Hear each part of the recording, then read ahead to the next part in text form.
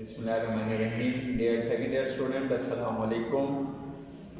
आज आउटलाइन आपके सामने मैंने मेंशन कर दिया है। टॉपिक्स कंप्लीट होने के बाद अब हम टेस्ट की तरफ नॉमिनेट करेंगे और शॉर्ट क्वेश्चंस की तरफ किस तरीके से और कैसे step by step. Last lecture computer का था। कंप्यूटर के अंदर हमने कुछ शॉर्ट क्वेश्चंस मेंशन किए थे जो कि मैंने आपके पास लास्ट टाइम सेंड भी किए हैं और वेडनेसडे के टेस्ट के अंदर वो इंक्लूड भी किए हैं।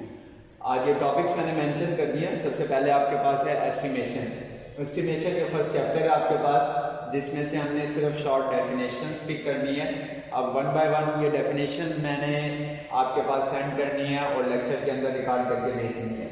किस तरीके से हम इसको नॉमिनेट करेंगे, जिस तरीके से कंप्यूटर के शॉर्ट क्वेश्चंस हमने डिस्कस किए हैं इसी तरीके से तमाम हमने नॉमिनेट करने हैं। और उसके बाद sampling with replacement, without replacement हम डिस्कस कर चुके हैं, वेरी डीपली डिस्कस कर चुके हैं, इनकी एक्सरसाइज भी कर चुके हैं। कोरिलेशन के साथ लाइन ऑफ रिग्रेशन डिस्कस किया था। कोरिलेशन का सिंपल फार्मूला हमने डिस्कस किया था x माइनस एक्स बार y माइनस वाई बार के साथ। फिर स्टैंडर्ड डेविएशन ऑफ x के साथ डिस्कस किया था और स्टैंडर्ड डेविएशन ऑफ y के साथ डिस्कस किया था।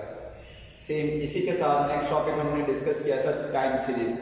टाइम सीरीज के अंदर हमने y equal to a plus b x trend value निकाली थी। Summation y equal to n a summation x y equal to summation b x का स्क्वायर। इसके दो फार्मूलाज हमने डिस्कस किए थे और जो आपको इजी लगे वो आप पिक कर लेना। ये कोई सी एक स्टेटमेंट मैंने हर चैप्टर के साथ मेंशन कर दिया।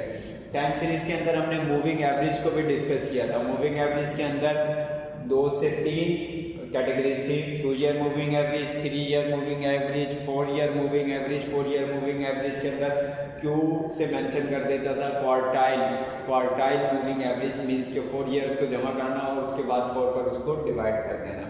फाइनली आपके पास था chi-square and association. chi-square and association के अंदर आपने फार्मूला यूज किया था F not minus F E expected value divided by F E.